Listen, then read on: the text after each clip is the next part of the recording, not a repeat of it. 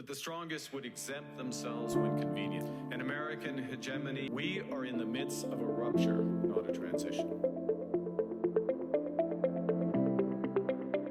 Okay, so Donald Trump just called our Prime Minister governor. Not Prime Minister, governor. Like we're some kind of state that forgot to join the union, and then he threatened to slap 100% tariff on literally everything we send to America if we make a trade deal with China. And folks, when I say everything, I mean everything. Your maple syrup, double price. Lumber, double price. That hockey stick you bought, yeah, good luck affording that. This is wild. So let's unpack what the hell just happened this week. Because honestly, it's like watching a geopolitical soap opera, except the stakes are our entire economy. Alright, so here's the tea. The whole thing started at the World Economic Forum in Davos. You know, that fancy gathering where rich people in ski jackets talk about saving the world while drinking $50 hot chocolate. Prime Minister Mark Carney gave a speech on Tuesday, and he basically said the world rules-based international order is dead. He didn't name names, but he talked about how great powers are using trade as a weapon against smaller countries. He called them hegemons and bullies. So Trump hears this, and he's not happy. The next day, Wednesday, he fires back saying Canada should be more grateful to America that Canada lives because of the U.S. But here's what Carney showed some strength. At the cabinet retreat in Quebec City, he responded with, But Canada doesn't live because of the United States. Canada thrives because we are Canadian. Okay, I gotta give him some credit. That's a solid comeback. That's the kind of energy we need. Carney went to China and made what he's calling a strategic partnership. Not a free trade deal, but basically China agreed to drop some tariffs on Canadian canola, lobsters, crabs, and peas. In exchange, Canada letting in some Chinese electric vehicle at lower tariff rate. Sounds reasonable, right? A little give and take. Well, Trump saw that and absolutely lost it. On Saturday, Trump goes on Truth Social and posts this absolute banger of a threat. He calls Carney Governor Carney again with the governor thing, and says if Canada makes a deal with China, he will hit us with 100% tariff on all Canadian goods. 100%. 100% tariff sounds abstract until you realize what it does. A tariff is basically a tax on imported goods. So if Canada sends a product to US that costs $100, 100% tariff means the US adds another $100 on top. That product now costs $200. Now who pays that extra cost? Not Canada. The American buyer does. So American company buying Canadian lumber, steel, oil, or whatever suddenly have to pay double. And here's the kicker. Canada and the US do about $9 billion in trade every year. We are each other's biggest trading partners. That isn't some small thing. If Trump actually follows through on this, American business get hammered. Canadian businesses get hammered.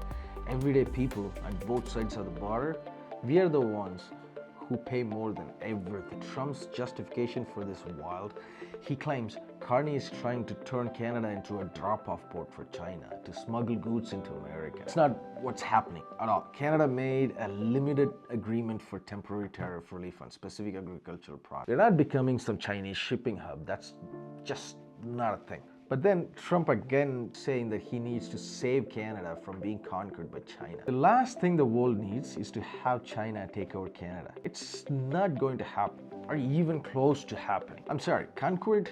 Are these tanks rolling through Alberta right now? Should I be worried? Canada is a sovereign country with our own military, our own alliances, and our own ability to make trade deals with whoever we want. But here's where this gets really interesting. Economists almost always say more trade is good. It increases efficiency, it lowers price, and it raises living standards. Carney pointed out something really important in Davos. In today's world, where biggest power are weaponizing economic integration, being too dependent on trade can actually threaten your national security and sovereignty. Think about it. If Canada trades almost exclusively with the US, but become economically dependent on them, and if the US decided to use that dependence as leverage, like, threatening 100% tariff, we are stuck. We can't just tell them to pound sand because our economy would collapse. So what's the solution? Diversify. Trade with more countries. Don't put all your economic eggs in one basket. That's what Carney trying to do with China, Indonesia, the UAE, and others. Spread out our trade relationships so no single country can completely control us. And here's the paradox. Diversifying means working with countries like China, which the US sees as a rival. So when we try to reduce our dependence on America by trading with others, America threatens us for doing exactly that. It's a lose-lose. That's the reality of being a middle power in 2025. So where does this leave us? Well, Dominic LeBlanc, Canada's Minister for Canada-U.S. Trade, posted a response, basically saying, chill out, we're not making the free trade deal with China. We just resolved some tariff issues. The Canadian Chamber of Commerce came out saying Trump's 100% tariff idea would undermine the free trade agreement between Canada, Mexico, and the US, which, by the way, is up for review later this year. CUSMA, the trade deal Trump himself renegotiated when he was the president the first time, is due for review in 2025. So this tariff threat, it might just be Trump's opening salvo in trying to renegotiate terms that favor the US even more. Now, will Trump actually follow through on the 100% tariff? Honestly, probably not. Here's why. It would absolutely devastate American businesses. Canada supplies a ton of critical minerals, oil, aluminum, steel, car parts, electricity. If suddenly prices skyrocket, inflation goes up, people get mad. Here's my take on all of this. Canada is in a tough spot. We're in the middle power caught between the two giants, the US and China. And both of them want us to pick a side. But the smart move, the move Carney is making, is not to pick a side. It's to build a relationship with everyone, diversify our economy, and maintain our sovereignty. Trump's gonna throw tantrums. Yeah, he's gonna call our Prime Minister governor, and threatens tariff, and act like we're some kind of subordinate state.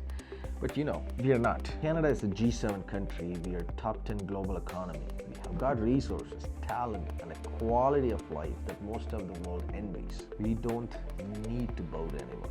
Not the US, not China, not anybody. What we need is leadership that's willing to stand up for Canadian interests, even when it's uncomfortable, even when it pisses off our biggest trading partner. And whether you love Carney or hate him, you gotta admit, this week, he showed some strength. That's it for today's episode. If you make it this far, thank you for watching. If you enjoyed this breakdown, hit that like button. If you want more Canadian politics without the BS, subscribe and turn on the notification so you never miss an episode. And here's the big one. Drop a comment below. Do you think Carney is doing the right thing by diversifying trade?